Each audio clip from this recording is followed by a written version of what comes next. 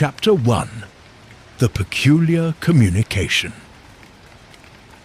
The autumn of 1894 descended upon London with unusual force, bringing with it torrential rain that transformed the cobblestone streets into glistening rivers and shrouded the city in a perpetual mist.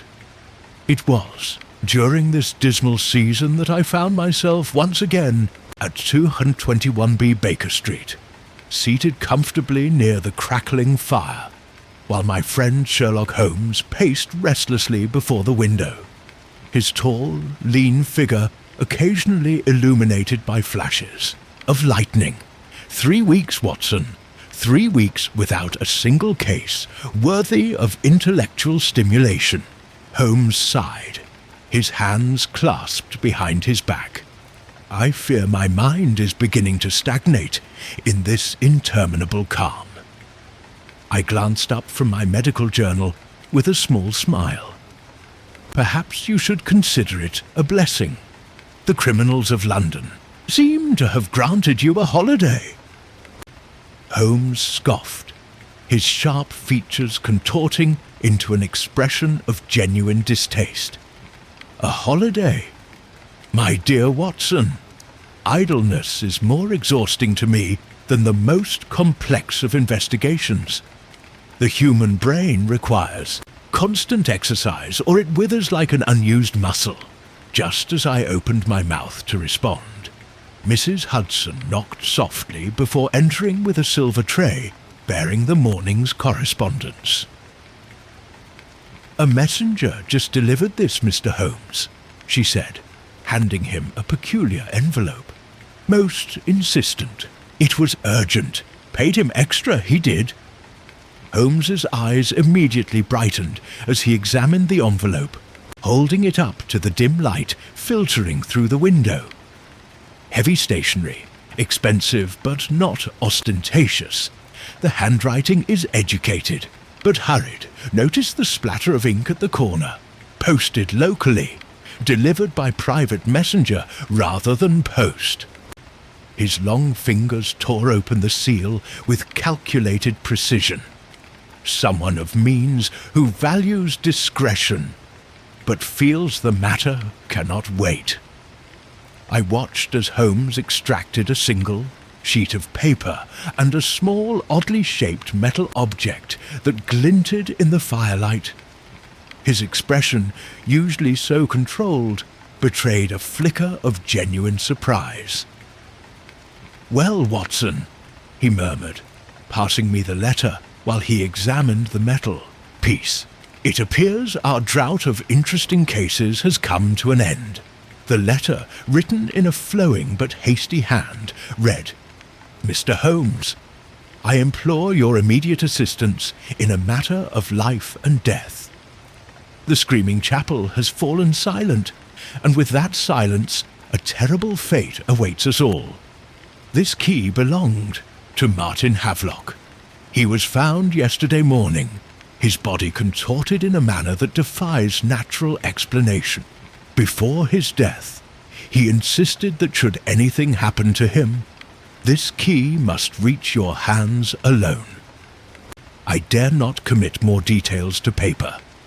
If you are willing to investigate, please come to Thornfield Hall in Surrey without delay. Ask for no one but myself, Eliza Thornfield. I will compensate you generously for your time and discretion." "Most intriguing," I remarked, returning the letter to Holmes. "What do you make of this screaming chapel?" Holmes was now examining the small metal object. Not a key in the conventional sense, but rather a peculiar bronze implement with jagged, asymmetrical teeth, and an ornately carved handle depicting what appeared to be a gargoyle in flight. "This is no ordinary key, Watson," Holmes muttered, holding it closer to the lamp. "Medieval craftsmanship, but the metal shows minimal oxidation, regularly used and polished then." He rotated it carefully. "And look here, these notches along the stem. Not for a door, I'd wager, but something altogether more specialized. And the screaming chapel, I pressed. Holmes set the key carefully upon the mantelpiece and reached for his pipe. I confess the name is unfamiliar to me, though I suspect we shall soon be enlightened. Thornfield is an old estate in Surrey, dating back to the early Tudor period if memory serves. The family has maintained prominence in the area for generations, though they've largely avoided London society. As Holmes packed his pipe with his favourite shag tobacco, I noticed his fingers moved with renewed energy, his earlier listlessness entirely vanquished. "You mean to take the case, then? My dear Watson, how could I possibly refuse?" Holmes struck a match, the momentary flare illuminating his hawkish features. A mysterious death, a cryptic message, an ancient key, and a chapel that apparently screams, or did until recently. He exhaled a cloud of blue smoke. The game is afoot, and it promises to be a singular one. Within the hour, we had gathered our necessities and boarded the 11:40 train bound for Surrey.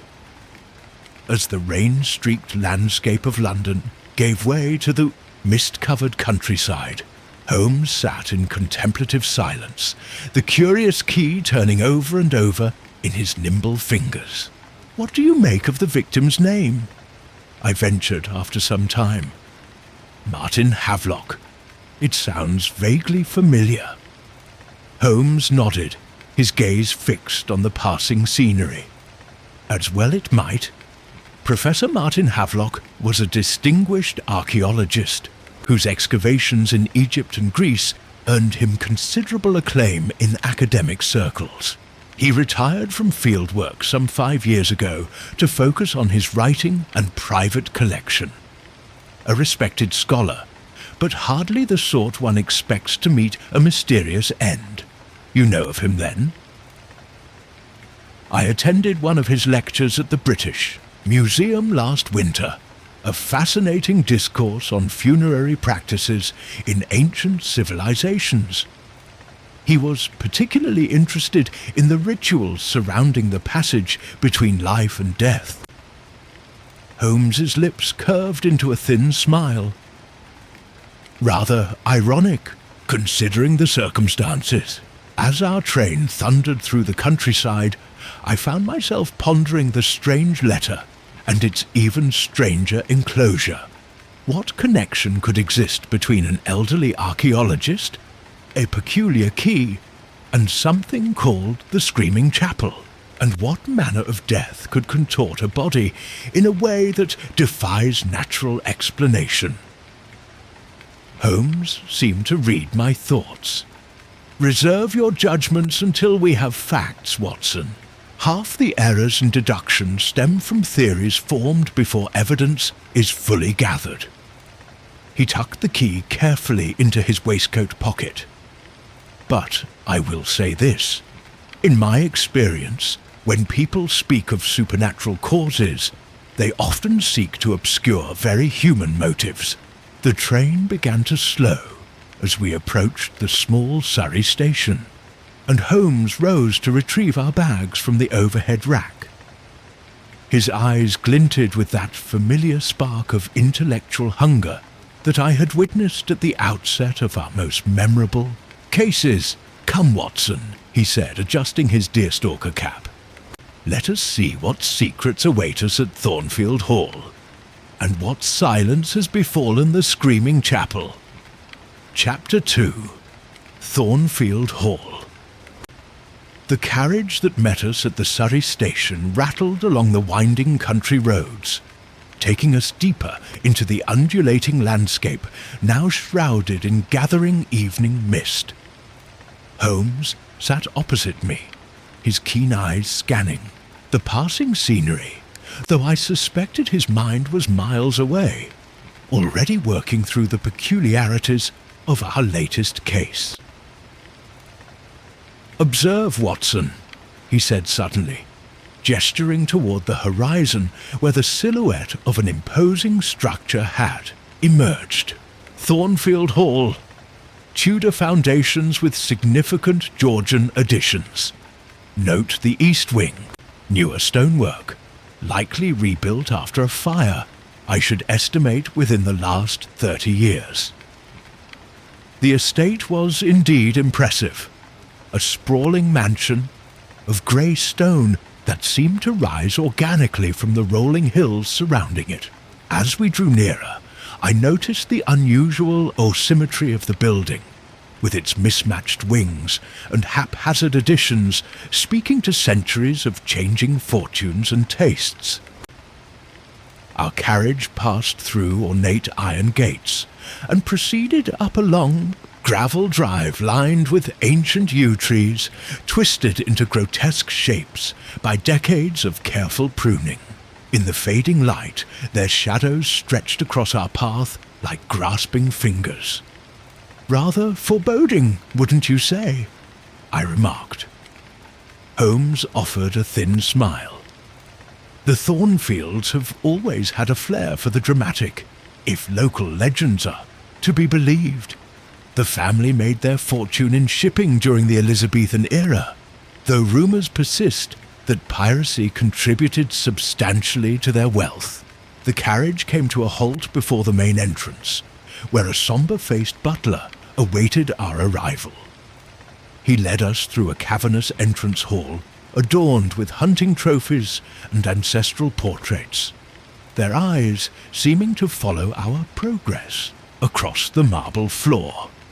"Miss Thornfield is expecting you in the library, gentlemen," the butler intoned, his voice as dry as parchment. "She has requested absolute discretion regarding your presence here." The library proved to be a magnificent chamber lined from floor to ceiling with leather-bound volumes. A massive oak desk dominated one end, while a roaring fire cast dancing shadows from the opposite wall. Standing before the hearth was a woman of perhaps 30 years, her striking figure clad in deep burgundy that complemented her auburn hair. "Mr. Holmes, Dr. Watson," she said, extending a gloved hand. "I am Eliza Thornfield. Thank you for coming so promptly." Holmes bowed slightly. "Your letter suggested urgency, Miss Thornfield. I confess it has aroused my curiosity considerably. Please, be seated." She gestured toward two wingback chairs positioned before the fire. "I imagine you have questions about the key." "Several," Holmes acknowledged, producing the curious artifact from his pocket. "Though first, I would appreciate your account of Martin Havelock's death and its connection to what you referred to as the Screaming Chapel." Miss Thornfield's composure faltered momentarily. Professor Havelock was a dear friend of my late father. For the past 3 years, he had been a regular visitor to Thornfield Hall, researching certain historical peculiarities of our estate. "What sort of peculiarities?" I inquired. "The chapel," she replied, her voice lowering despite the room being empty save for ourselves. "It stands on the far eastern boundary of our property, predating the main house by several centuries. Local legend calls it the Screaming Chapel, due to the curious acoustics of the structure. On certain nights, particularly during storms, the wind passing through its stone chambers produces sounds unnervingly similar to human screams." Holmes leaned forward, steepling his fingers. "Fascinating, but I fail to see how this connects to the professor's demise." 6 months ago, Professor Havelock discovered a hidden chamber beneath the chapel floor. He believed it contained artifacts of immense historical significance. She paused, glancing towards the darkened windows. The chapel has been silent since he opened that chamber. No sounds, regardless of the weather. And Havelock's death? Holmes prompted. 3 days ago, he arrived unexpectedly, visibly agitated. He gave me that key for safekeeping, insisting it must reach you should anything happen to him. Her voice trembled slightly. The following morning, a groundskeeper found him within the chapel. His body, she faltered, contorted in a manner that defies natural explanation. Holmes finished, quoting her letter. Would you elaborate? His limbs were twisted backward, Mr. Holmes. His face, frozen in an expression of pure terror. She closed her eyes briefly. The local doctor could determine no cause of death. There were no marks of violence, no evidence of poison. And you believe this supernatural? I asked. Miss Thornfield's green eyes flashed. I believe nothing of the sort, Dr. Watson. But I cannot explain what I saw, nor can I ignore the professor's final warning. Warning? Holmes inquired. He said the silence heralds their return. He insisted the key must be kept from them, though he would not say who they were. She straightened her shoulders. The local authorities have dismissed the matter as natural causes, a seizure or stroke. But I knew Martin Havelock for many years. He was not a man given to flights of fancy or superstition. Holmes examined the key once more. Did the professor mention what this might open? No, only that it was crucial it not fall into the wrong hands. She hesitated. There is one other matter. Before his death, the professor sent several artifacts from the chapel chamber to the British Museum for examination. Yesterday, I received word that the curator who received them has also died, under mysterious circumstances.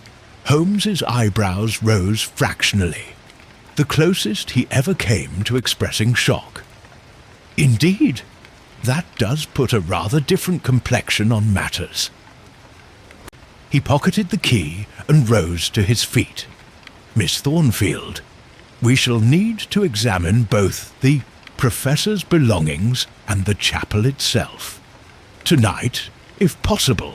Of course, I've had rooms prepared for you. The professor's quarters remain undisturbed.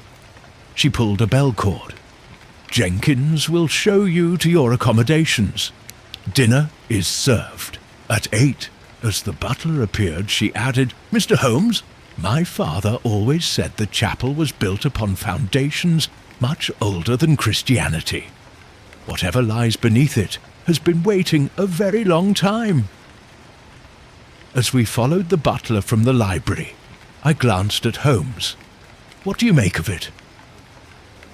Too early for theories, Watson, he murmured, though his eyes gleamed with interest. But a chapel that screams, then falls silent. Most singular indeed. Chapter 3. The Professor's Quarters.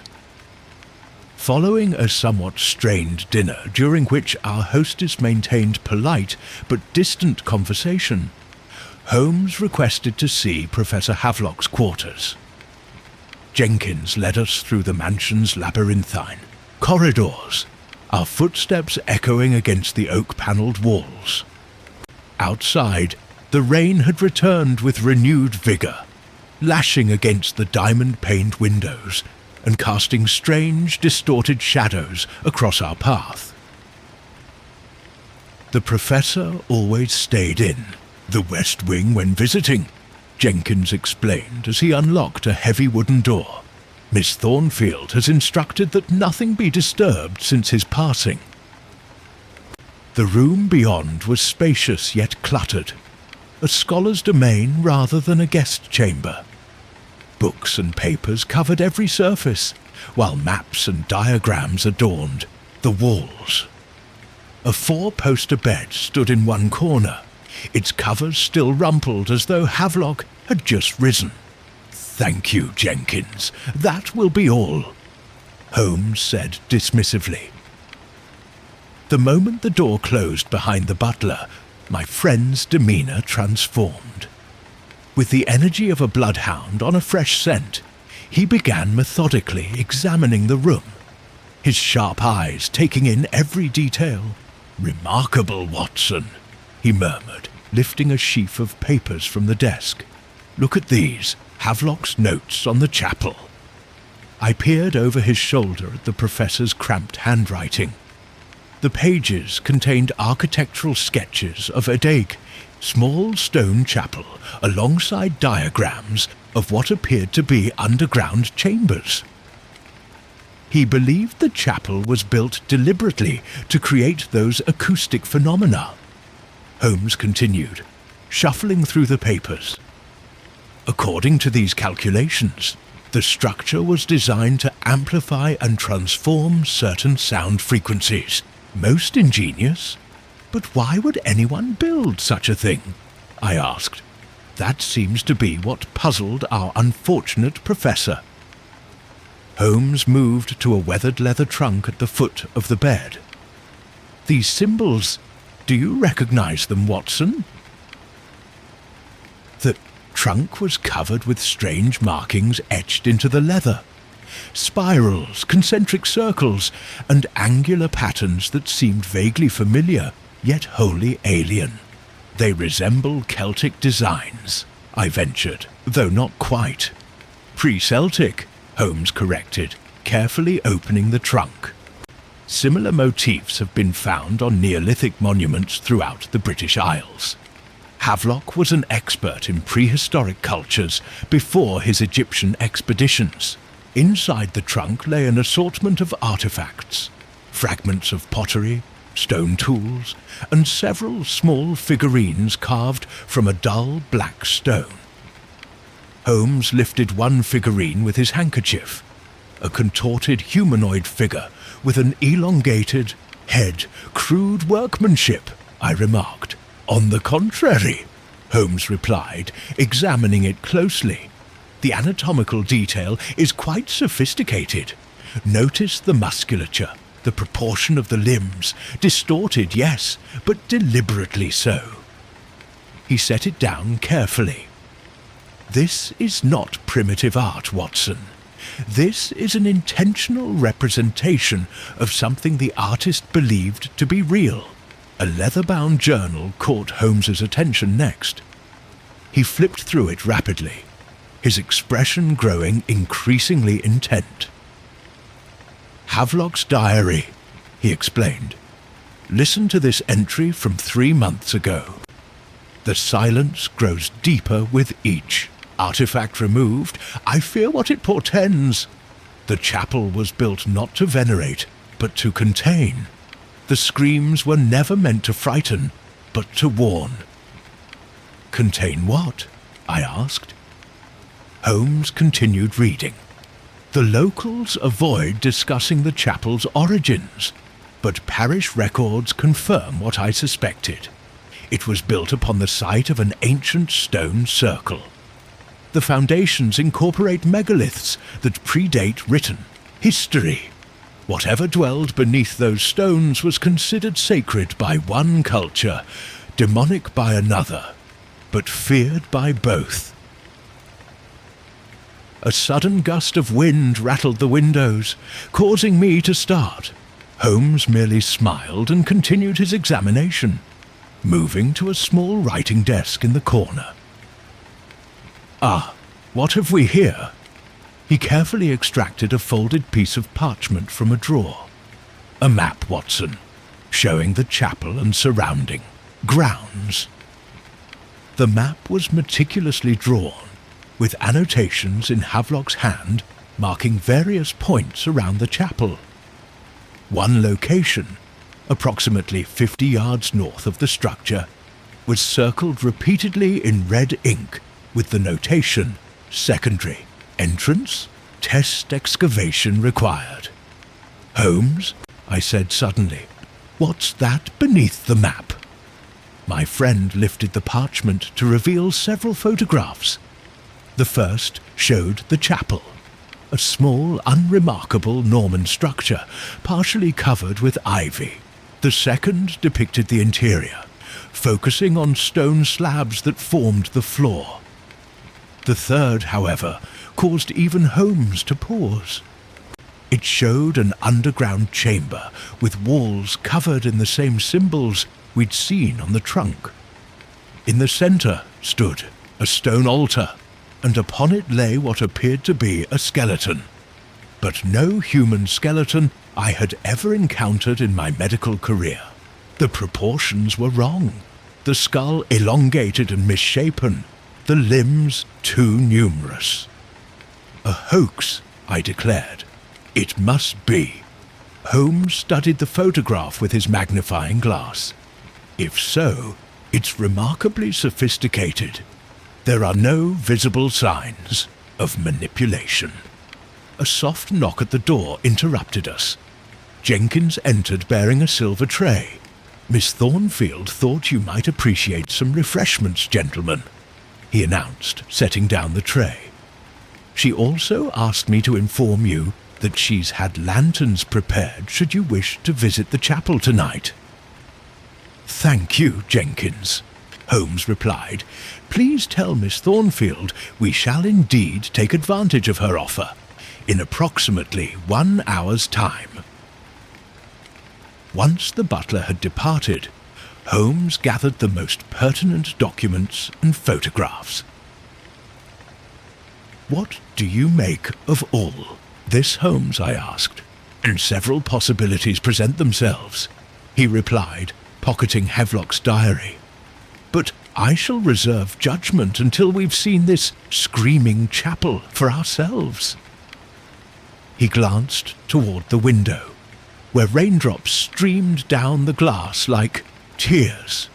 "The night promises to be educational, Watson." I found myself suppressing a shiver that had nothing to do with the room's temperature. "And potentially dangerous, given what happened to Havelock." Holmes's eyes gleamed with that familiar combination of excitement and determination. "Precisely why we must go. The game grows more intriguing by the hour." Chapter 4. Into the Night. The rain had subsided to a gentle mist by the time we set out toward the chapel, though dark clouds still obscured the moon and stars. Miss Thornfield insisted on accompanying us, leading the way with remarkable composure, considering the circumstances. Behind us trudged the groundskeeper, a weathered man named Finch, who carried additional lanterns and tools at Holmes's request. "The chapel hasn't been used for regular worship in over a century," Miss Thornfield explained, as we followed a narrow path through overgrown gardens. Local superstition kept most people away, even before the gear sounds began. "And when exactly did these acoustic phenomena first manifest?" Holmes inquired, his keen eyes scanning the darkness beyond our lantern light. "According to family records, they were first documented in 1783, though local folklore suggests they've occurred since medieval times." She hesitated. "The frequency and intensity increased dramatically about 40 years ago, after my grandfather conducted renovations." "What sort of renovations?" I asked. "He replaced several damaged floor stones and reinforced the foundation. Nothing elaborate." She pointed ahead to where the path curved around a copse of ancient yew trees. "We're nearly there." The chapel emerged from the darkness like a crouching beast, a small Norman structure of weathered grey stone with a modest bell tower. Despite its unassuming appearance, something about its proportions struck me as subtly wrong, as though the angles didn't quite align as they should. "The architecture is peculiar," Holmes remarked, echoing my thoughts. "Norman on the surface, but the underlying structure appears far older." Finch who had remained silent until now, suddenly spoke in a rough country accent. "Shouldn't be here at night, sir. Not with what happened to the Professor. You discovered Havelock's body, did you not?" Holmes inquired. The groundskeeper nodded, reluctantly, found him just inside the doorway, twisted up like no man should be, face frozen in a scream, but not a mark on him. He crossed himself. Some things aren't meant to be disturbed. "Yet you've agreed to accompany us," Holmes observed. Miss Eliza asked. Finch shrugged, as if that explained everything. "But I won't be going below, not for all the gold in England." Holmes approached the chapel door, a heavy oak affair reinforced with iron bands. Above it, a worn stone relief depicted what might have been an angel, though weathering had eroded most of the details, leaving only the suggestion of wings and an elongated face. "The key, Watson," Holmes requested, extending his hand. I passed him Havelock's strange bronze key, which he examined once more before inserting it into the lock. To my surprise, it fit perfectly. The mechanism turned with a resonant click that seemed unnaturally loud in the night air. "Curious," Holmes murmured.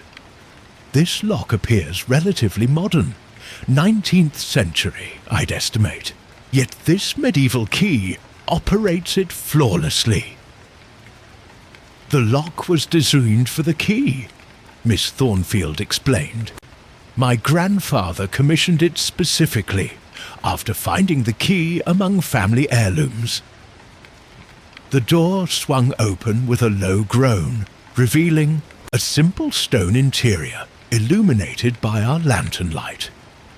Wooden pews lined either side of a narrow aisle, leading to a modest altar. The walls bore faded religious frescoes, while narrow windows of plain glass admitted no light on this moonless night. Holmes stepped inside without hesitation, his lantern held high. "The floor has been extensively modified," he observed, indicating the stone slabs beneath our feet. "These central stones are different, newer than the surrounding ones, yet deliberately aged to match. Professor Havelock's discovery, Miss Thornfield confirmed. Beneath that central section lies the hidden chamber."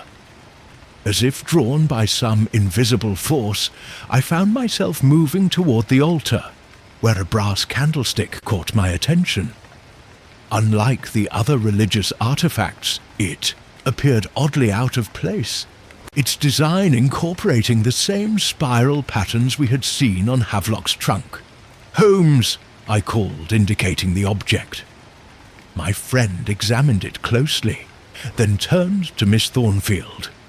"This is not church paraphernalia." "No," she admitted. "The professor brought it up from below. He believed it far predated the chapel itself." Holmes ran his fingers along the base of the candlestick, pressing something that caused a soft click. To our astonishment, the sound was answered by a rumbling from beneath the floor. Slowly, the central stone slabs began to recede, revealing stone steps descending into darkness. "A mechanical trigger," Holmes explained, admiration evident in his voice. "Ingeniously concealed within an innocuous object. Havelock must have discovered this mechanism during his research." Finch backed toward the door. "This is where I leave you, sir. No good will come of going down there." "Your lantern, if you please," Holmes requested calmly. The groundskeeper handed it over with evident relief before hastily departing. Miss Thornfield approached the opening, her face pale but determined in the lamplight. Professor Havelock spent hours below.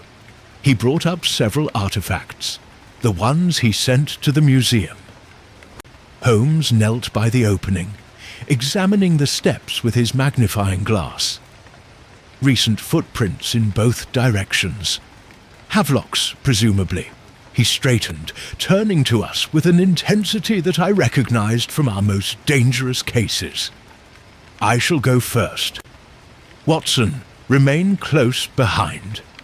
Miss Thornfield, perhaps it would be wiser for you to— I'm coming with you, Mr. Holmes, she interrupted firmly. This is my family's legacy, for better or worse. Holmes nodded, apparently satisfied with her resolve. Very well. Stay between Watson and myself. And Watson— he patted his coat pocket where I knew his revolver rested. Be prepared for anything. With that, he descended into the darkness below, the light of his lantern gradually fading until only a faint glow remained visible. I offered my arm to Miss Thornfield, who accepted it with a grateful smile that did not quite mask her apprehension. As we followed Holmes down the ancient steps, I could not shake the feeling that we were being watched by unseen eyes. The air grew noticeably colder with each step, carrying a strange, metallic scent unlike anything in my experience. "Do you hear that?" Miss Thornfield whispered suddenly. I paused, straining my ears. In the profound silence, I detected something barely perceptible. Not a sound precisely, but rather the suggestion of sound, like the memory of a whisper. "Holmes," I called softly. "Do you—" "Yes," came his voice from below. "It appears the chapel is not completely silent after all." Chapter 5. The Chamber Below. The stone staircase spiraled downward for what seemed an impossible distance, far deeper than the modest chapel above would suggest. Our lanterns cast dancing shadows against walls carved with those same unsettling symbols we had seen in Havelock's photographs. The air grew increasingly dense, carrying that peculiar metallic scent, mingled now with the mustiness of undisturbed earth. 27 steps, Holmes announced as we finally reached level ground, considerably deeper than one would expect for a simple crypt or storage chamber. We found ourselves in a roughly circular antechamber hewn from solid bedrock. 3 arched doorways led in different directions, each threshold inscribed with different variations of the spiral patterns. "The professor's notes mentioned 3 chambers," Miss Thornfield whispered, her voice unnaturally loud in the pressing silence. "He believed they served different ritualistic purposes." Holmes examined the doorway to our left, running his fingers lightly over the carved symbols. "These markings have been recut relatively recently. See how the edges remain sharp. Compared to the surrounding stone," he pointed to faint traces of a metallic powder in the grooves. "Bronze filings. Someone has been maintaining these inscriptions with considerable care." "Havelock?" I suggested. "Possible, though these appear to predate his involvement." Holmes raised his lantern higher, illuminating the ceiling where concentric circles radiated outward from a central point. "The acoustics in here are remarkable. Notice how our voices neither echo nor dampen, despite the stone surfaces." He moved toward the central doorway, which was slightly larger than the others. "This appears to be our primary destination, judging by the wear patterns on the threshold." Beyond lay the chamber from Havelock's photograph, though the reality proved far more disquieting than the image had suggested. It was a perfect circle, perhaps 30 feet in diameter, its walls covered from floor to ceiling with carvings depicting scenes I could make little sense of. Elongated figures in postures of worship, or perhaps supplication, astronomical symbols, and those ever-present spiral motifs. In the centre stood the stone altar, a single monolith of dark polished stone that seemed to absorb our lantern light rather than reflect it. Its surface was deeply stained with what I desperately hoped was not blood. "The skeleton from the photograph is gone," I observed, trying to maintain scientific detachment. "Removed by Havelock, presumably," Holmes replied, circling the altar with measured steps. "One of the artifacts sent to the museum, perhaps." Miss Thornfield had gone very pale, but maintained her composure admirably. "What is this place, Mr. Holmes?" "A ritual chamber, certainly, though far older than the Norman chapel above."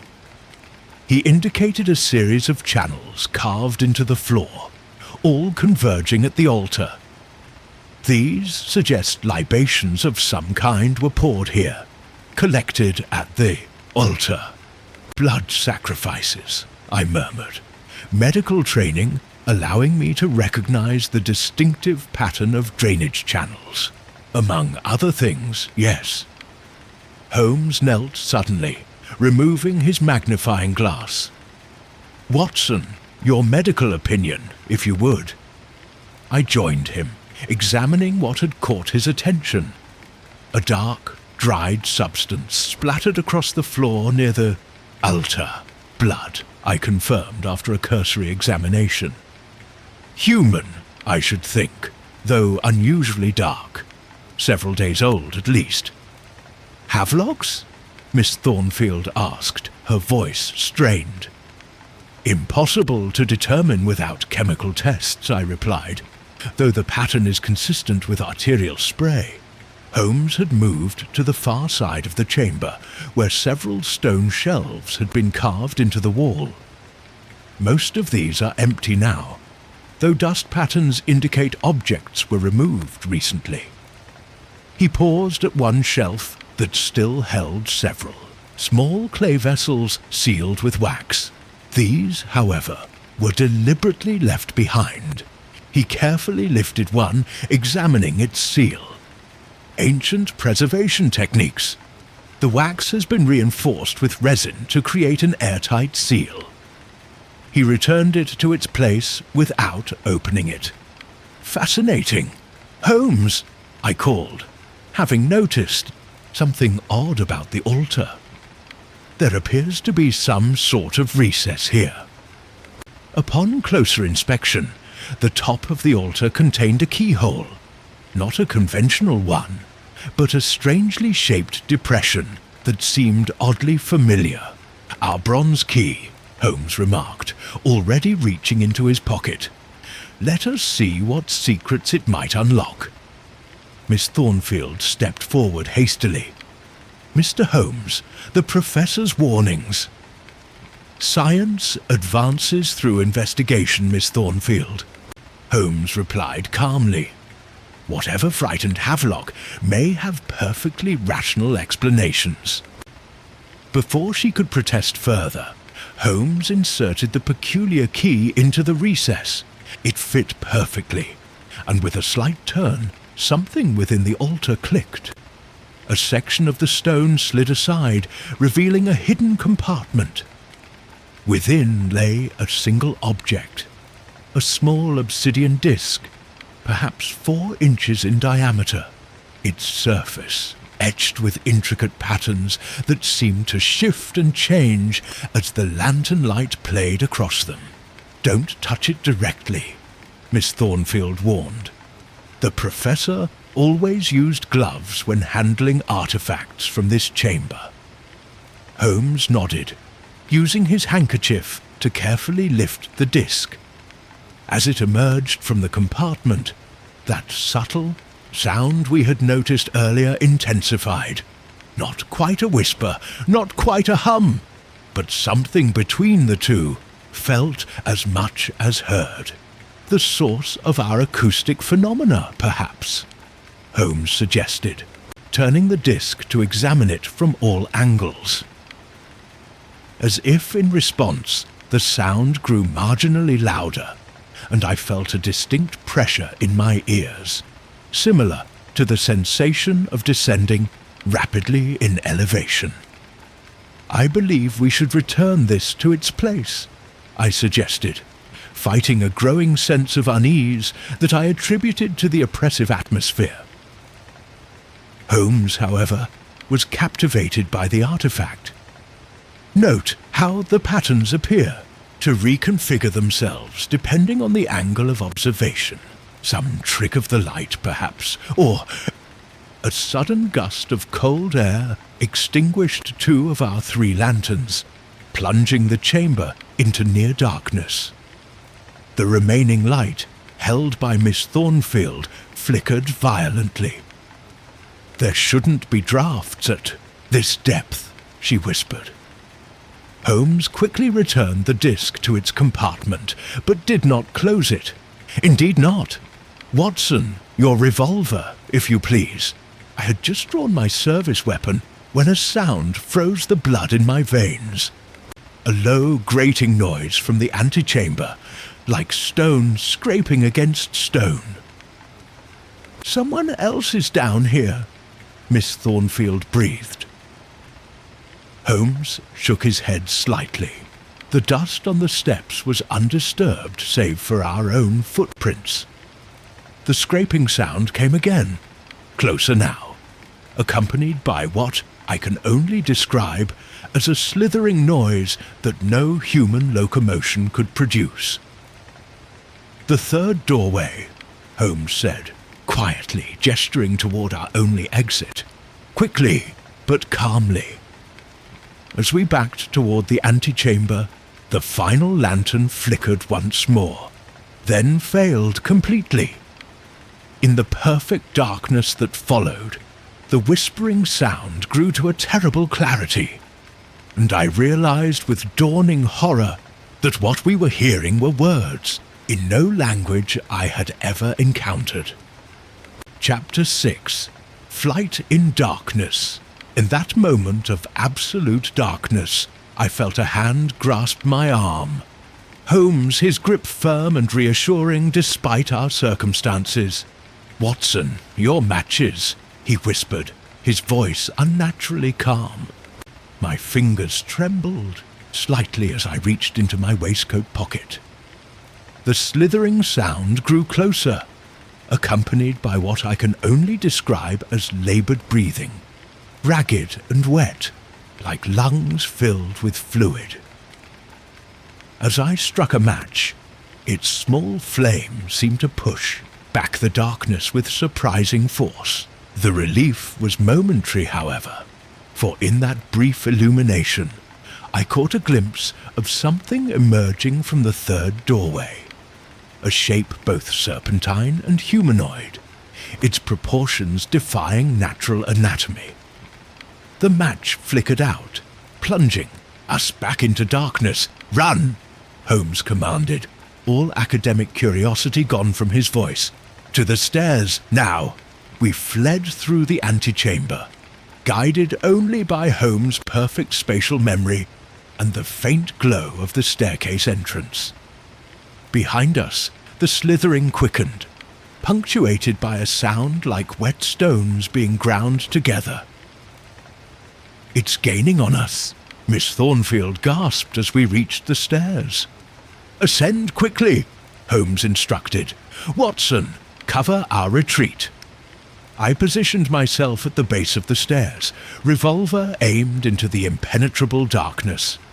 Another match revealed nothing but dancing shadows, though the sounds continued to approach. "Holmes, I see nothing to shoot at." "Up, Watson," came his urgent reply from above. "It fears the light, not your bullets." I backed up the stairs, striking matches at intervals to illuminate our path. Each brief flare seemed to halt our pursuer, momentarily giving us precious seconds to climb higher. Halfway up the staircase, disaster struck. Miss Thornfield stumbled, crying out as her ankle twisted beneath her. The sound that answered from below was no longer a whisper, but a shriek, high-pitched and hungry. Holmes descended past me in an instant, hoisting Miss Thornfield to her feet. "Lean on me! Watson, your last matches!" I had 3 remaining. Each one revealed the darkness below creeping closer, though still formless and indistinct. As the final match sputtered out, we were mere steps from the chapel floor. We burst through the opening, Holmes immediately dragging the heavy altar across the stone slabs to cover the entrance. The effort proved unnecessary. Whatever had pursued us seemed unwilling or unable to follow into the chapel itself. For several moments we simply stood there, gasping for breath. The chapel remained eerily quiet, the silence broken only by our laboured breathing, and Miss Thornfield's pained whimpers as she clutched her injured ankle. "What in heaven's name was that?" I demanded, once I had recovered sufficiently to speak. Holmes was already examining the chapel walls with methodical intensity. I have several theories, none of which I care to voice without further evidence. He turned to Miss Thornfield. "Your ankle, a sprain, or worse?" "Just a twist," she replied, attempting to stand before wincing sharply. "Though I may require assistance to return to the house." I moved to examine her injury, while Holmes continued his inspection of the chapel. The ankle was indeed merely sprained, not broken, though it had already begun to swell considerably. "We should return to Thornfield Hall immediately," I advised, fashioning a temporary compress from my handkerchief. "This requires proper treatment, and we all could use some restoration after, whatever that was." Holmes, however, seemed strangely reluctant to leave. "There is something we are missing, Watson. Something crucial." He moved toward the chapel door, which stood slightly ajar, though I was certain we had closed it behind us earlier. "Someone else has been here while we were below." Sure enough, fresh muddy footprints led from the doorway to the altar and back again. They appeared to belong to a man of average height, wearing hobnailed boots. Certainly not the groundskeeper Finch, whose footprints I recognized near the entrance. "Odd," Holmes murmured, kneeling to examine them more closely. "These prints show excessive weight distribution in the heel, suggesting someone carrying a heavy burden. Or someone significantly overweight," I offered. "No," Holmes replied. "The width of the print doesn't support that. This was someone of normal build carrying something substantial." He straightened, his eyes narrowing. "The obsidian disc. We must check if it remains." "You can't seriously be considering returning below," I protested. "Not necessary," Holmes replied, moving to the altar we had dragged across the floor. "I took the precaution of securing the artifact before our hasty departure." He reached into his coat pocket and produced his handkerchief, carefully unwrapping it to reveal nothing. "It's gone," Holmes stated, an unusual note of surprise in his voice. "Taken from my pocket while we fled." "Impossible," I exclaimed. "No one approached us on the stairs." "Indeed, which suggests our visitor knew another way in and out of the underground chambers." Holmes refolded his empty handkerchief with precise movements that betrayed his agitation. "A most ingenious theft." Miss Thornfield had gone deathly pale. "Mr. Holmes, if the disc has been removed from the chamber—" "Yes," Holmes nodded grimly. "It may explain why the chapel has fallen silent. The object was clearly integral to the acoustic phenomena, and whoever took it I added, might be connected to Professor Havelock's death. More than connected, Watson. I believe they are directly responsible. Holmes helped Miss Thornfield to her feet, allowing her to lean on his arm.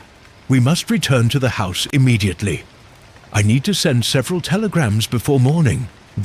We made our way through the misty grounds. I could not shake the sensation of being watched. Twice I turned, certain I had glimpsed movement among the yew trees, but saw nothing definitive. "Holmes," I said quietly, so Miss Thornfield would not overhear. "What was that creature below? Some undiscovered species of cave-dwelling reptile, perhaps?" My friend's expression was troubled in the dim light. "I fear the explanation may be considerably more complex, old friend, and significantly more dangerous. Surely you don't give credence to supernatural explanations?" I pressed. "Never," Holmes replied firmly. "But there are forces in this world, Watson, ancient and powerful, that operate according to natural laws we have yet to comprehend. Science, not superstition, will ultimately explain what dwells beneath the chapel." As Thornfield Hall came into tour-to-tour view through the mist, its windows glowing with warm lamplight, Holmes added quietly, "Though I suspect we may not like the explanation when we find it." Chapter 7. Telegrams and Revelations. Dawn found me slumped in an armchair in Holmes's room at Thornfield Hall, having dozed fitfully while my friend worked through the night. Upon our return from the chapel, I had tended to Miss Thornfield's ankle before retiring, but Holmes had immediately sequestered himself with writing materials and Havelock's journals. I awoke to find him hunched over the desk, surrounded by crumpled papers and open books, his normally immaculate appearance dishevelled from hours of intense concentration. "Ah, Watson, you're awake," he remarked without turning. "I trust you slept well despite our nocturnal adventure?" "Hardly," I admitted, stretching my stiff limbs. "Every time I closed my eyes, I saw that thing in the darkness." "Understandable." Holmes finally faced me, his expression alert despite his evident fatigue. "I've spent the night compiling what we know and what we must discover. Finch departed at first light to send several telegrams on my behalf." "To whom, if I might ask?" "The British Museum, for one. I need precise details about the artifacts Havelock sent them and the circumstances surrounding the curator's death. Another to Mycroft, requesting information on a particular archaeological society that I believe may be involved. And a third to Inspector Gregson, asking him to quietly investigate a certain academic who has recently returned from abroad." Holmes rose and began pacing, his energy seemingly inexhaustible despite his sleepless night. "The pieces are beginning to align, Watson, though significant gaps remain." A soft knock interrupted us. Jenkins entered bearing a breakfast tray and an envelope, which he handed to Holmes. "A messenger delivered this moments ago, sir. Most urgent," he said. Holmes tore open the envelope and scanned its contents, his eyebrows rising fractionally. "Interesting. It appears our investigation has attracted attention sooner than anticipated." After Jenkins withdrew, Holmes passed me the note. The handwriting was elegant yet hurried. "Mr. Holmes, your presence at the chapel last night has not gone unnoticed. You meddle in matters beyond your understanding. The Brotherhood of the Silent Stones has safeguarded certain knowledge for centuries.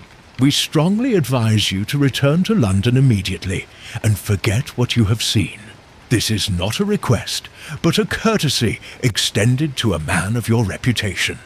Should you persist, we cannot guarantee your safety or that of your companions. A friend, the Brotherhood of the Silent Stones? I asked, setting down the threatening note. I've never heard of such an organization. Few have, Holmes replied, resuming his pacing. They are mentioned briefly in Havelock's journal, an obscure scholarly society devoted to prehistoric British artifacts, ostensibly an academic organization, though I now suspect their interests extend beyond mere archaeological curiosity. You believe they're responsible for Havelock's death, and the curators as well? Holmes nodded gravely. Both men handled artifacts from beneath the chapel. Artifacts the Brotherhood apparently considers their exclusive domain. I poured myself a cup of tea from the breakfast tray, considering the implications. But what could be so valuable about these artifacts to justify murder?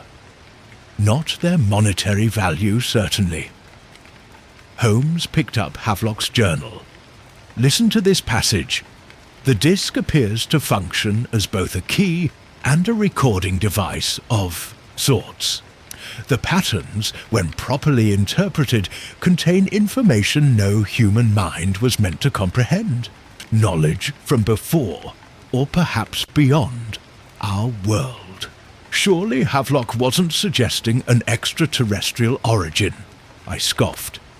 He was a scientist to the end, Holmes replied. He offers several more mundane theories as well. That the artifacts might represent a previously unknown prehistoric civilization with advanced knowledge of acoustics and mathematics. His final entries, however, grow increasingly disturbed as his research progressed. A movement outside the window caught my attention. Miss Thornfield was in the garden below, speaking with a stocky, well-dressed gentleman I didn't recognize. Their conversation appeared animated, with the man gesturing emphatically while Miss Thornfield shook her head repeatedly. Holmes joined me at the window, his keen eyes narrowing. "Professor Edwin Marsh," he murmured. "How very interesting. You know him? By reputation. An archaeologist specializing in megalithic structures and a founding member of the Brotherhood, according to Mycroft's intelligence. His presence here is significant." We watched as Miss Thornfield finally turned away from the man, who grasped her arm in a manner that appeared less than gentlemanly. She wrenched free and strode toward the house, leaving Professor Marsh staring after her with evident frustration. "I believe we should join Miss Thornfield for breakfast," Holmes suggested. "She appears to have information that might prove valuable." We found our hostess in the morning room, her composed demeanor restored, though a slight flush remained in her cheeks. Her injured ankle was properly bandaged and propped on a footstool. "Mr. Holmes, Dr. Watson," she greeted us. "I trust you both recovered from our ordeal last night?" "Well enough," Holmes replied, taking a seat opposite her, "though I see we are not the only visitors to Thornfield Hall this morning.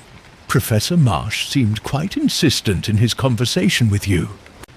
Miss Thornfield's eyes widened slightly. "You know Edwin?" "We have mutual acquaintances," Holmes replied smoothly. "May I ask the nature of his visit?" She hesitated, then sighed. "He claims to represent my late father's academic interests. He wishes to purchase the chapel and the surrounding land for what he calls preservation purposes. And this is not the first such offer, I imagine," Holmes observed. "No. He approached my father several times before his death 3 years ago, and has been increasingly persistent with me since then." She straightened in her chair. "This morning, however, He was different, almost threatening. He knows about Professor Havelock's death and about your presence here. Did he mention the Brotherhood of the Silent Stones? I asked. Miss Thornfield paled visibly. How do you know that name? We received a warning from them this morning, Holmes explained, producing the note. What do you know of this organization, Miss Thornfield? Only what my father told me before his death. Her voice had dropped to nearly a whisper. He believed they were responsible for the accidents that befell several of his colleagues who had studied the chapel. He warned me never to allow them access to the underground chambers. Holmes leaned forward intently. Your father was researching the chapel as well. Yes, it was he who first discovered the hidden entrance, though he concealed this from everyone, except Professor Havelock. She met Holmes's gaze directly.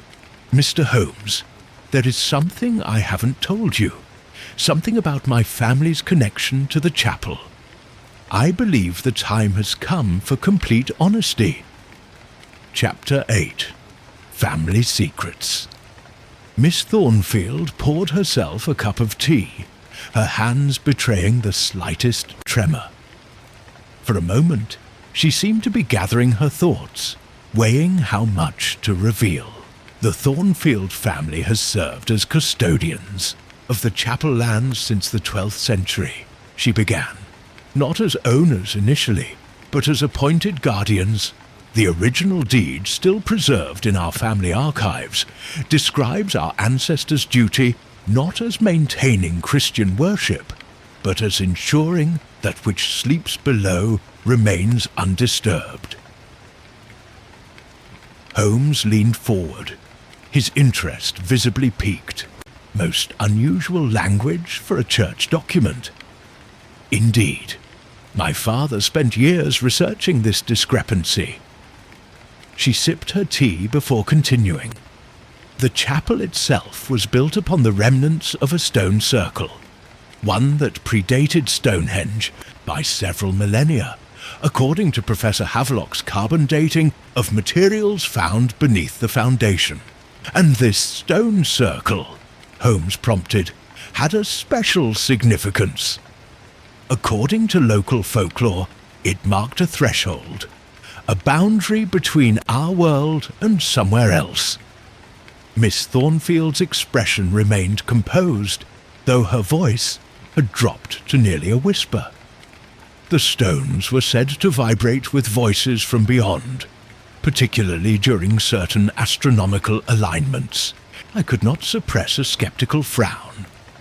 Surely you don't believe... What I believe is irrelevant, Dr. Watson, she interrupted gently. I am merely relating what has been passed down through generations of my family. The historical fact, however, is that when the Normans conquered this region, they ordered the stone circle destroyed and the chapel built upon its ruins, not to glorify God, but to contain something they feared. Holmes steepled his fingers beneath his chin, a gesture I recognized as indicating intense concentration. And the Brotherhood of the Silent Stones, where do they feature in this history? They formed much later, in the early 17th century, according to my father's research. A group of scholars who became fascinated with the acoustic properties of ancient megalithic sites across Britain. Miss Thornfield paused. Initially, they approached my ancestors as legitimate researchers, but their interests evolved over time. Into what precisely? Holmes asked. My grandfather described them as seekers after forbidden knowledge. They believe the sound patterns, the screams, contain information from what they call the other side. Her expression grew, troubled. Several decades ago, they attempted to excavate beneath the chapel without permission. My grandfather caught them and had them removed from the property. Shortly thereafter, he suffered a mysterious accident that left him partially paralyzed. And you believe the Brotherhood was responsible, I stated rather than asked. My father certainly thought so. It was why he concealed his own investigations into the chapel's foundations, sharing his findings only with Professor Havelock, whom he trusted implicitly. Holmes rose and began to pace, his energy barely contained. The obsidian disc. Your father discovered it? Yes, along with several similar artifacts that he kept hidden in a secure location, separate from the chapel itself. Miss Thornfield hesitated. After his death, I transferred them to Professor Havelock for safekeeping. He was meant to deliver them to a vault in Switzerland, beyond the Brotherhood's reach. But he became fascinated with them himself, Holmes surmised, and began his own investigation. Precisely. He believed he was close to deciphering the patterns on the disc, what he called translating the voices. She shook her head sadly. I should have insisted he adhere to my father's wishes. A knock at the door interrupted us. Jenkins entered bearing a telegram for Holmes, who tore it open immediately. From the British Museum, he announced after scanning its contents. The curator who died, Dr. James Ambrose, was found in his office in circumstances remarkably similar to Professor Havelock's death. Body contorted, expression of terror, no obvious cause. The artifacts sent by Havelock are missing from the museum's collection, apparently removed the night of Ambrose's death. Stolen by the Brotherhood, I suggested. Most likely, Holmes agreed, folding the telegram thoughtfully. Though this raises an important question. If they now possess all the artifacts except the disc we saw last night, why maintain their interest in the chapel itself? Because the source remains, Miss Thornfield said quietly. My father believed the artifacts were merely fragments, echoes of something far more significant that remains beneath the chapel. Something the stones were placed to contain and that the chapel was built to conceal. Through the window, I noticed a carriage arriving at the front of the house. From it emerged Inspector Lestrade of Scotland Yard, his unmistakable ferret-like features set in an expression of grim determination. It seems Gregson has sent a colleague in his stead, Holmes remarked, observing the same arrival, though I don't recall requesting such prompt police involvement. I took the liberty of telegraphing Scotland Yard myself this morning, Miss Thornfield admitted.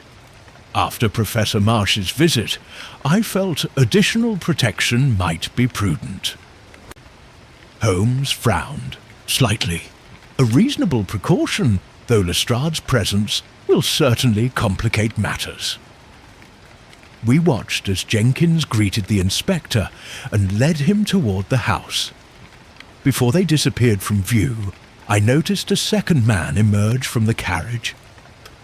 Tall and distinguished, with a neatly trimmed beard and the unmistakable bearing of an academic. Holmes, I said quietly, Lestrade is not alone. My friend's expression darkened as he recognized the second visitor. Professor William Eerily, expert in prehistoric British cultures and senior member of the Brotherhood. How very interesting that he accompanies an inspector of Scotland Yard. You believe Lestrade has been compromised?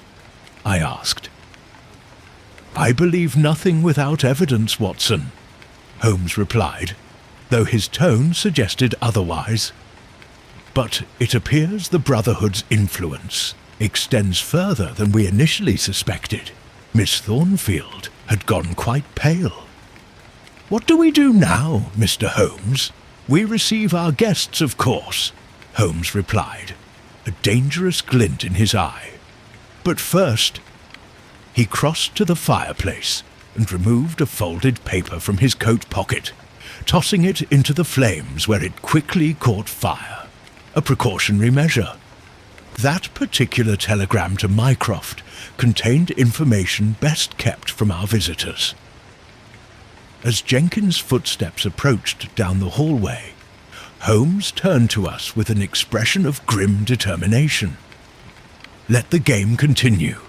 But remember, we must reveal nothing about the disc or what we encountered beneath the chapel. Nothing whatsoever." Chapter 9. Unwelcome Visitors. Inspector Lestrade entered the morning room with his characteristic blend of official pomposity and genuine respect for Holmes.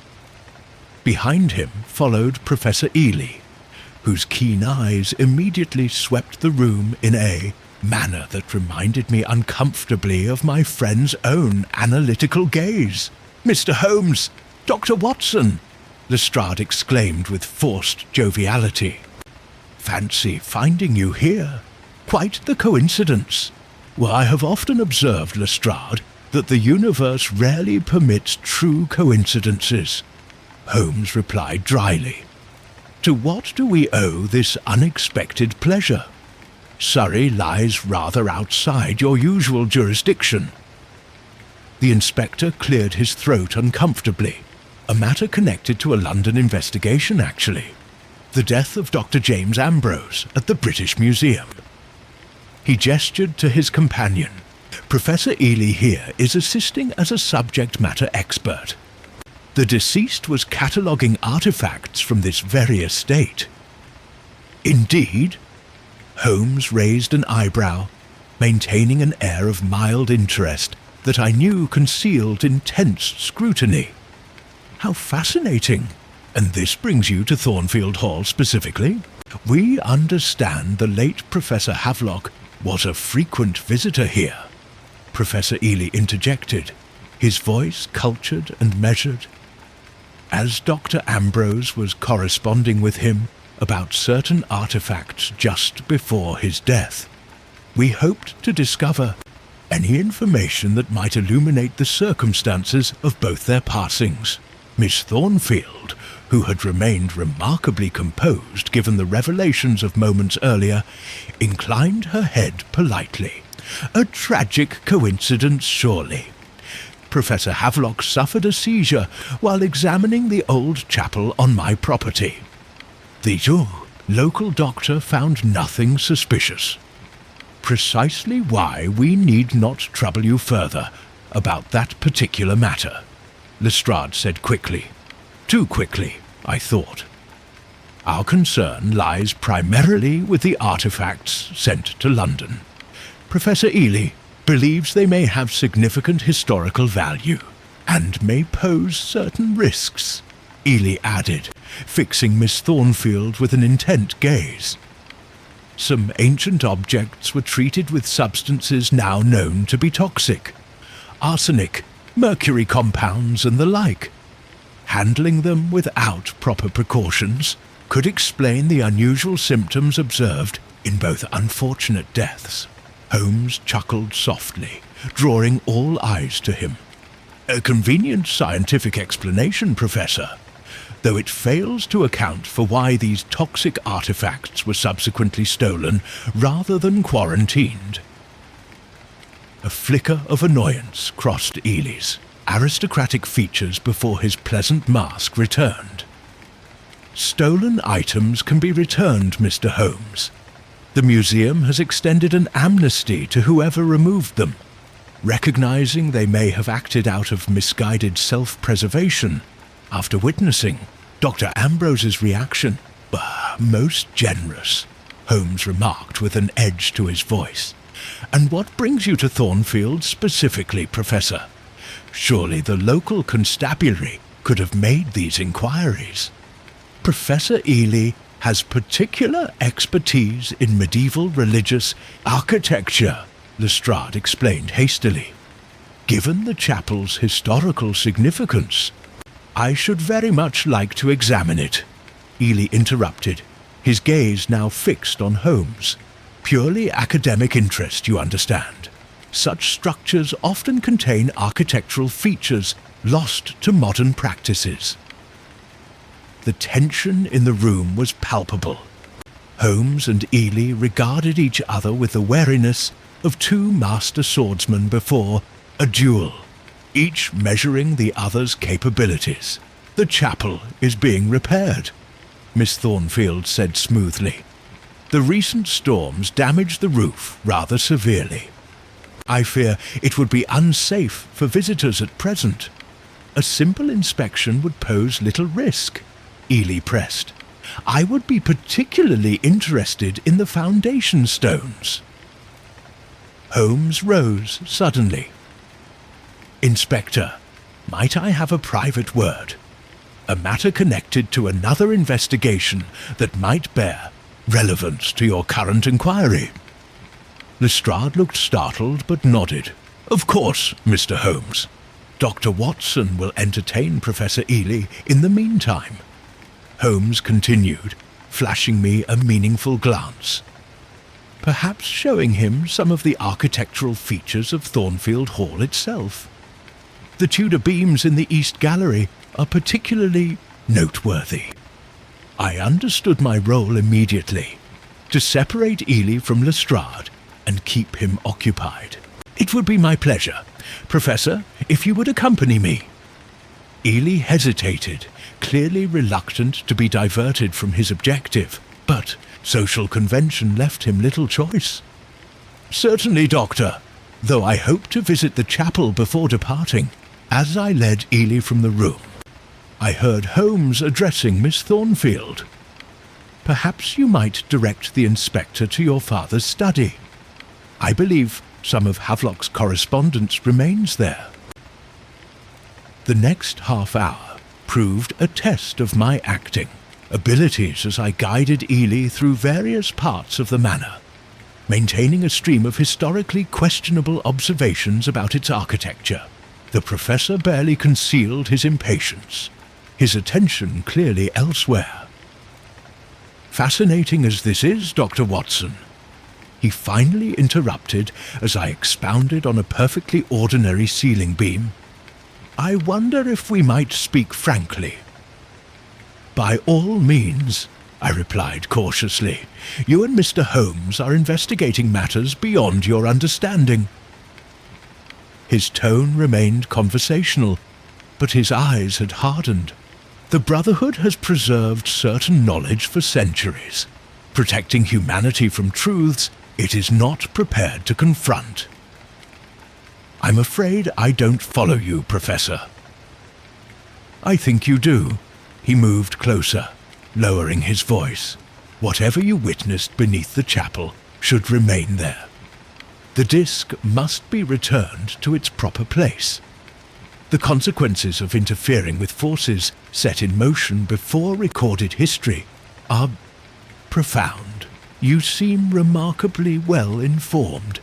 "About our activities," I observed, abandoning the pretense. "We have eyes everywhere, Doctor, even within these walls." His smile did not reach his eyes. "Your friend Holmes is brilliant, but even he cannot oppose an organization that has shaped history from the shadows for centuries." Before I could respond, we were interrupted by the arrival of a breathless footman. "Dr. Watson, you're needed urgently. There's been an accident." "What sort of accident?" I demanded, already moving toward the door. "It's Inspector Lestrade, sir. He's fallen down the main staircase. Mr. Holmes sent me to fetch you immediately." As I hurried away, I glanced back to see Professor Ely watching me with an expression of calculating interest. Whatever game was being played, I feared the stakes had just been raised considerably. Chapter 10. A strategic folie found Lestrade in the grand entrance hall, seated on a chair with Holmes crouched beside him. The inspector's face was ashen, his right ankle elevated on a cushioned footstool, while a maid applied a cold compress. "Watson," "Excellent," Holmes called upon seeing me. "Our good inspector has taken quite a tumble. Your medical expertise is required." As I approached, Lestrade grimaced in pain. Caught my foot on the carpet of all things. Dreadfully embarrassing. I knelt to examine his ankle, which was already swelling impressively. A sprain, certainly, though I don't believe anything is broken. I glanced up at Holmes, whose expression revealed nothing to anyone who didn't know him as well as I did. To me, however, the slight crinkle at the corner of his eyes spoke volumes. "I fear you won't be able to put weight on this for at least a day or two, Inspector," I announced, perhaps a touch too emphatically. "You'll need complete rest." "But Professor Eerily," Lestrade began. "Will understand completely," Holmes interjected smoothly. "Miss Thornfield has already offered you accommodations until you're fit to travel. In fact, she's having a room prepared as we speak." Lestrade appeared both confused and resigned. "I suppose I have little choice. But my investigation—" "Surely wait a day or two," Holmes finished for him. "Professor Eerily is free to return to London, of course, unless he too wishes to delay his departure." The professor himself answered that question, striding into the hall with barely concealed irritation. "What's happened? I heard there was an accident." "Inspector Lestrade has suffered a rather nasty sprain," Holmes explained. "Dr. Watson advises against travel for at least 48 hours. Eerly's eyes narrowed almost imperceptibly. "Most unfortunate. Perhaps I should remain as well, to continue our inquiries." "That won't be necessary, Professor," Lestrade replied, surprising me. "You have that urgent meeting at the British Museum tomorrow. I insist you return without me." An interesting exchange of glances occurred between the two men, revealing tensions I could not fully interpret. Finally, Eerily nodded curtly. "As you wish, Inspector. I shall report back to our colleagues in London." He turned to Miss Thornfield, who had just entered. "I still hope to examine your chapel before my departure, if circumstances permit. I'm afraid the caretaker has the only other key, and he's away until tomorrow," she replied with perfectly feigned regret. "Perhaps on your next visit." After Eerily departed with evident reluctance, and Lestrade had been installed in a guest room, Holmes led Miss Thornfield and me into the library, closing the door firmly behind us. "Well played, all of you," he said with undisguised satisfaction. "Particularly you, Lestrade." To my astonishment, the inspector rose from an armchair, where he had been comfortably reading, showing no sign whatsoever of his recent injury. "Theatrical training in my youth," he explained with a grin at my bewilderment. "Came in handy during undercover work, though the cold compress was a nice touch, Miss Thornfield." "You were never injured at all," I realized. "This was Holmes's plan to separate you from Eerily." "Precisely," Holmes confirmed. "I needed to determine where the inspector's true loyalties lay." Lestrade's expression grew serious. "When your telegram arrived describing the Brotherhood's activities, I conducted some discreet inquiries. Several senior officers at the Yard have connections to this organization, including my direct superior. When I was suddenly assigned to accompany Eerily here, I knew something was amiss." "So you contacted me directly," Miss Thornfield added. "Through my cousin at the Postal Service, yes." Lestrade nodded. I couldn't risk being overheard at the telegraph office. Holmes paced the room, his energy barely contained. "The Brotherhood's influence extends further than I initially suspected. government offices, academic institutions, law enforcement. They've positioned themselves strategically over centuries. But what do they want, I asked. Surely they can't actually believe in supernatural forces beneath the chapel. On the contrary, Watson, Holmes replied grimly. I believe they are utterly convinced of it, and worse, they may be correct, though not in the mystical sense they imagine. He withdrew Havelock's journal from his pocket. The professor's final entries describe a breakthrough in his research. He had begun to understand the patterns on the disc, not as mystical symbols, but as a form of mathematical notation, a prehistoric method of recording acoustic frequencies. Like a primitive phonograph, Lestrade suggested. More sophisticated than that, Holmes corrected. Havelock believed the disc contained precise acoustic formulas, sound patterns that could affect human consciousness directly. The screams were merely a side effect of the disc's primary purpose. Which was? Miss Thornfield asked.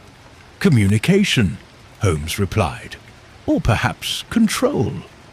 Havelock's notes suggest the disc and similar artifacts were designed to influence neurological functions through specific sound frequencies. The Brotherhood doesn't worship supernatural entities. They seek to harness ancient acoustic technology for very modern purposes. Mind control through sound. I could not keep the skepticism from my voice. Holmes, that stretches scientific credibility. Does it? He raised an eyebrow. Modern medicine already recognizes that certain frequencies can induce seizures in epileptic patients. Is it so implausible that precisely calibrated sounds might affect the brain in other ways, particularly when amplified by the chapel's unique acoustic properties? Before I could respond, a tremendous crash echoed from somewhere outside the house, followed by shouts of alarm. Miss Thornfield rushed to the window. The stables! They're on fire! Indeed, flames were already visible from the stable block several hundred yards from the main house. Servants and grooms raced about, attempting to free the horses and contain the blaze. A diversion, Holmes declared instantly. Watson, your revolver. Lestrade, I trust you're armed. The inspector produced a service pistol from his coat. Always, when working with you, Mr. Holmes. Miss Thornfield, is there somewhere secure you can wait? Holmes asked urgently. My father's study has a concealed strong room, she replied. But what's happening? Someone is creating a distraction to draw attention from their true objective. Holmes was already moving toward the door. The chapel. They're after something. In the chapel. The disc is gone already, I reminded him. Yes, but not what lies beneath it.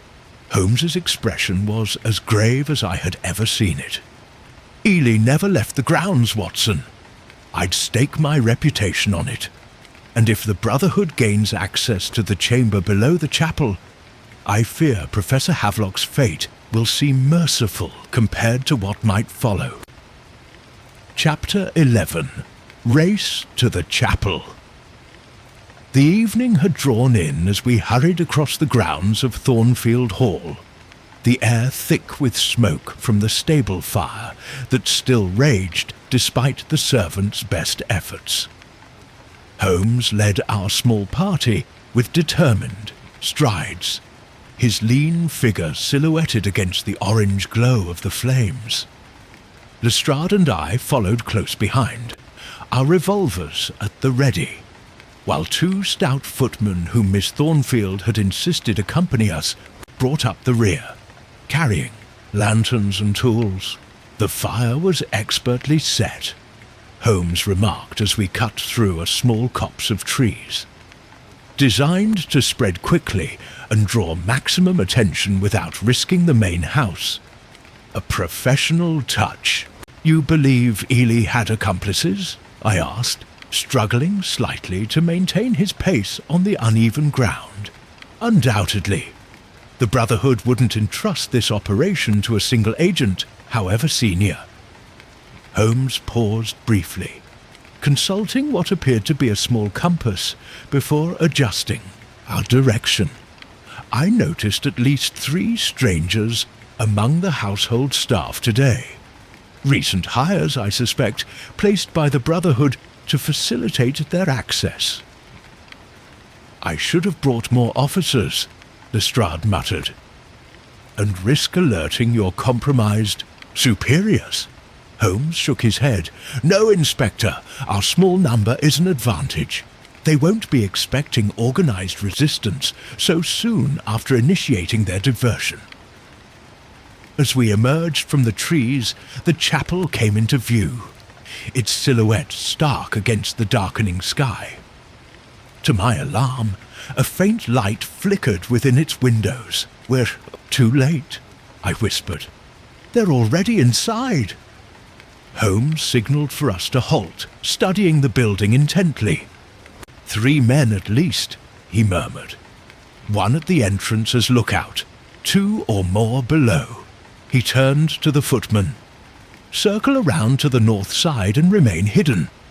If anyone emerges and attempts to flee in that direction, delay them by any means necessary, but do not risk your lives unnecessarily. As the men departed on their mission, Holmes drew us closer. They'll have the primary entrance covered, but Miss Thornfield mentioned something that may prove advantageous. Watson, do you recall Havelock's map, the marking north of the chapel? The secondary entrance, he theorized, I recalled, but we don't know if it actually exists. On the contrary, Holmes replied. During my examination of the chapel walls last night, I noticed traces of recent excavation on the northern exterior, carefully concealed, but visible to a trained eye. I believe Havelock not only discovered this entrance, but used it regularly to access the chambers below, allowing him to come and go unobserved, Lestrade concluded. Precisely. And now it may allow us the same advantage. Holmes led us along the perimeter of the clearing, keeping to the shadows. The Brotherhood clearly knows something we don't, something that has prompted this sudden urgency in their actions. We approached the northern side of the chapel, where thick ivy obscured much of the stonework. Holmes pushed aside the vegetation, revealing a section of wall that appeared no different from the rest to my eyes. Here, he said confidently, running his fingers along the stones. Notice the mortar, newer than the surrounding sections, though artificially aged to match. Lestrade and I watched as Holmes pressed several stones in sequence. To my astonishment, a section of the wall swung inward with barely a sound, revealing a narrow passage beyond. Havelock's modifications, Holmes explained, ingeniously constructed to avoid detection. He extracted a small bullseye lantern from his coat and lit it, shielding most of its light. I'll go first. Watson, follow at 5-pace intervals. Lestrade, bring up the rear and secure the entrance behind us. The passage was cramped and descended steeply via rough-hewn steps. Unlike the main staircase with its carved symbols, these walls were largely unadorned, suggesting a more utilitarian purpose. After descending perhaps 20 feet, the passage leveled out and continued horizontally. We're now below the chapel floor, Holmes whispered, approaching the antechamber from a different angle. Soon I detected a faint glow ahead, light spilling from our destination. Holmes extinguished his lantern and proceeded with extreme caution. As we drew closer, voices became audible. One of them unmistakably Eerly's cultured tones, though. His usual composure had given way to excitement. Sequence exactly as transcribed. The alignment must be precise, or the resonance will fail to achieve sufficient amplitude. Another voice responded, deeper, with a slight European accent. The calculations are correct. Havelock's notes confirmed the frequency required to activate the mechanism. Holmes gestured for us to halt, then crept forward alone to reconnoitre. He returned moments later, his expression grave. 4 men, he whispered. Eerily, Professor Marsh, whom Miss Thornfield mentioned earlier, and 2 others I don't recognise. They appear to be positioning several artefacts around the central altar. The missing items from the museum, I'd wager. What are they attempting? Lestrade asked. They've reassembled the components of some sort of acoustic device, Holmes replied, including our missing disc. They're preparing to activate it, though to what end remains unclear. A peculiar humming sound began to emanate from the chamber ahead, low at first, but gradually increasing in both volume and complexity. The sound contained dissonant harmonics that set my teeth on edge and made concentration difficult. We must act now, Holmes decided. Lestrade, circle left toward the main entrance and cut off their escape route. Watson, with me, will confront them directly. Before we could implement this plan, however, the humming abruptly intensified, accompanied by a vibration that I could feel through the stone floor. The voices from the chamber rose in excitement. "It's working!" Eerily exclaimed. "The resonance patterns are aligning." Holmes abandoned caution and rushed forward, with Lestrade and I close behind.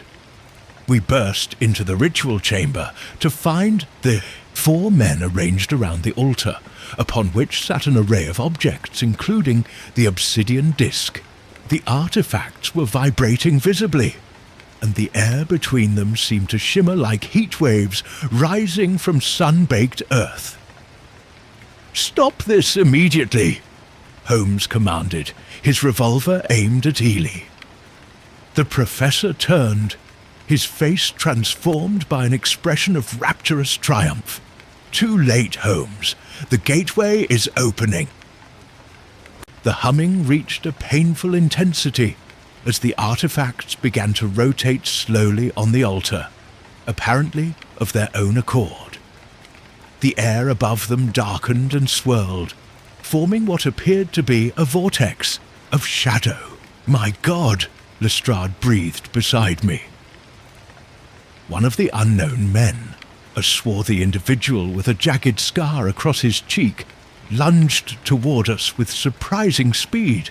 Lestrade fired, the report of his revolver unnaturally muffled in the strange acoustics. The man staggered, but continued his charge until Holmes struck him with calculated precision, sending him crashing to the floor. The distraction, however, had served its purpose. Professor Marsh had produced a small metallic object from his coat, identical to the bronze key Holmes had previously examined, but with slightly different engravings. "The master key!"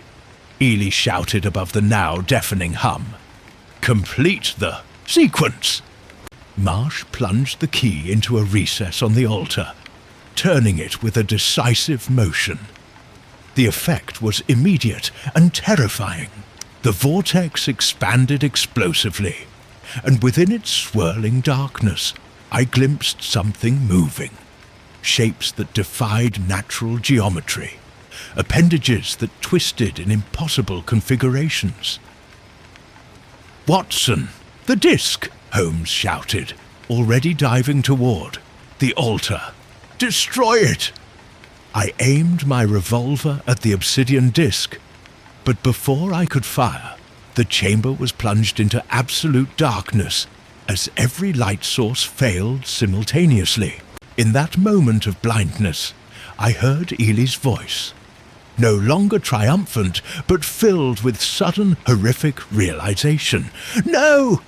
This isn't the gateway. It's..." His words ended in a scream that seemed to contain all the terror a human voice could express. Other screams followed, accompanied by sounds I can scarcely bring myself to describe. Wet, tearing noises and the crack of bones. Then silence fell, broken only by the ragged sound of my own breathing and a soft, slithering movement in the darkness. Chapter 12. What Lurks in Darkness. "Watson, be still!" Holmes's voice cut through the darkness, barely a whisper, yet carrying an unmistakable urgency. I froze in place, hardly daring to breathe. The slithering sound continued, seeming to circle the chamber with deliberate, almost contemplative movements. My hand gripped my revolver with such force that my knuckles ached, though I knew firing blindly would likely prove more dangerous than helpful. A faint blue luminescence began to emanate from the center of the room, not from any conventional light source, but from the artifacts themselves. The obsidian disc and its accompanying objects now glowed with an unearthly phosphorescence, casting just enough light to transform the absolute darkness into a twilight realm of shadows and half-glimpsed forms. What I saw in that ghostly illumination will haunt me until my dying day. Professor Eerily lay sprawled beside the altar, his body contorted much as Havelock's had been, his face frozen in an expression of profound horror.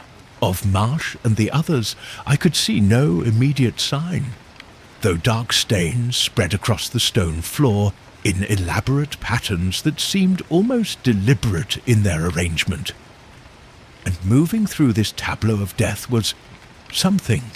I can describe it only as a shifting mass of serpentine appendages, each moving with independent purpose, yet clearly part of a larger entity. It appeared to be examining the bodies, not with the curiosity of a predator, but with the methodical interest of a scientist studying specimens. Holmes stood perhaps 10 feet to my right, utterly motionless, his eyes tracking the creature's movements. Lestrade was nowhere to be seen. The entity paused over Eerly's body, extending what might have been a limb to probe the corpse. Then, to my indescribable horror, it began to absorb the professor's remains, not consuming them in any conventional sense, but somehow incorporating them into its own substance. As it did so, the patterns on its surface shifted and reconfigured, briefly taking on characteristics that horrifyingly resembled human features before dissolving back into its amorphous form. A slight movement near the main entrance caught my attention. Lestrade had positioned himself there, his revolver trained on the creature, though his face betrayed profound doubt that conventional weapons would prove effective. Holmes slowly, deliberately, began to inch toward the altar and the glowing artifacts. The entity showed no reaction to his movement, still preoccupied with Eerly's remains. When Holmes was within arm's reach of the altar, he caught my eye and made a subtle gesture toward the secondary entrance from which we had emerged. His intention was clear. He would attempt to secure the artifacts while I made my escape with Lestrade. I shook my head fractionally, unwilling to abandon him to this nightmare. A grimace of exasperation crossed his face before he refocused on the altar. With excruciating slowness, he extended his hand toward the obsidian disc. Just as his fingers touched its edge, the entity ceased its grotesque absorption of eerily and turned, or at least reoriented itself, toward Holmes. The chamber filled with that strange whispering sound we had heard during our first visit, but now it possessed a distinctly inquisitive quality, as though the entity were attempting to communicate. Holmes, to my astonishment, responded with a series of modulated hums and clicks that approximated the entity's sounds. The whispering paused, then resumed with a different cadence. "Watson," Holmes said quietly, never taking his eyes from the entity.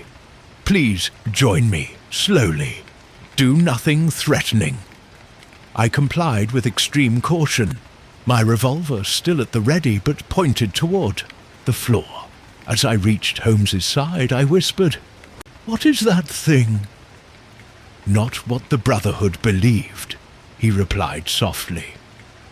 "They thought they were activating a gateway to communicate with beings they considered gods or demons.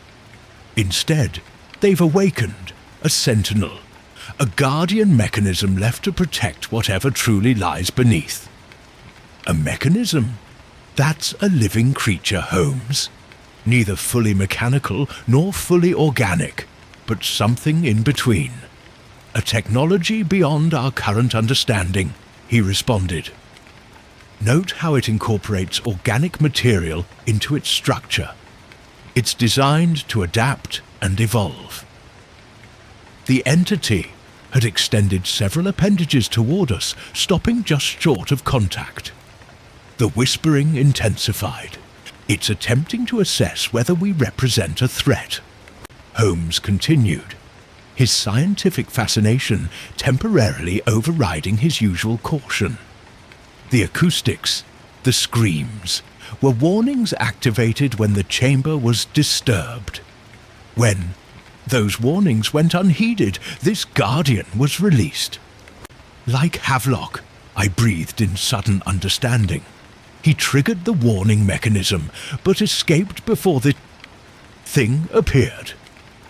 "Precisely. But when he returned and continued his interference, the Guardian was deployed." Holmes carefully picked up the obsidian disc, which still glowed with that eerie blue light. "This is both key and control mechanism. The patterns encode instructions." The entity reacted to Holmes's handling of the disc, drawing back slightly before extending a different appendage, one tipped with what appeared to be crystalline structures that caught and refracted the blue glow. "Holmes, for God's sake," Lestrade called from the entrance, his voice tight with tension. "Whatever you're planning, do it quickly." "Patience, Inspector," Holmes replied with maddening calm. "We are being evaluated." He turned the disc, studying the patterns that seemed to flow and change across its surface. Fascinating. The symbols rearranged themselves in response to the observer's angle of vision, creating different instruction sets depending on who views them and from what perspective.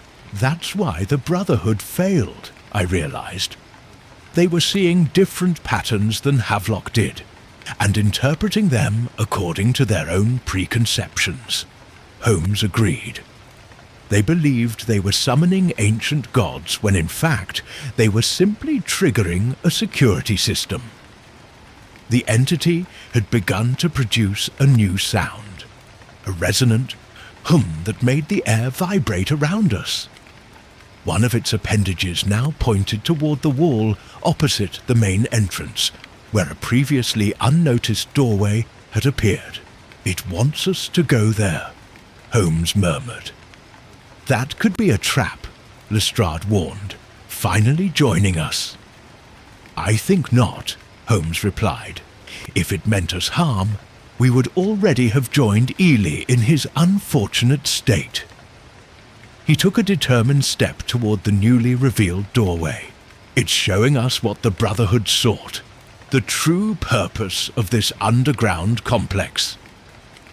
The entity glided ahead of us, illuminating the passage with its phosphorescent glow. Despite every instinct urging caution, we followed, passing through the doorway into a corridor that sloped gently downward. The air grew noticeably cooler as we descended, and that strange metallic scent intensified. After perhaps 50 yards, the corridor opened into a chamber that dwarfed the ritual room above. The ceiling soared at least 30 feet overhead, supported by columns carved with intricate geometric patterns that seemed to shift subtly in the blue light. But it was what occupied the center of this vast space that drew our collective gasp of astonishment. A structure of metal and crystal rose like a massive inverted pendulum, surrounded by concentric rings of what appeared to be obsidian discs, similar to the one Holmes held, but much larger. "What is it?" Lestrade whispered. Holmes circled the structure slowly, his expression one of dawning comprehension. "Not a gateway between worlds, as the Brotherhood believed," he said softly. "Something far more significant, and potentially more dangerous." The entity had positioned itself at the base of the structure, its appendages interfacing with various components. As it did so, the entire apparatus began to hum with energy, and the massive discs started to rotate slowly around their central axis. "Holmes," I said urgently, "what exactly have we discovered?" His eyes met mine, filled with a mixture of scientific awe and grave concern. "A machine, Watson," he replied. "One that has waited in darkness for thousands of years for someone to reactivate it.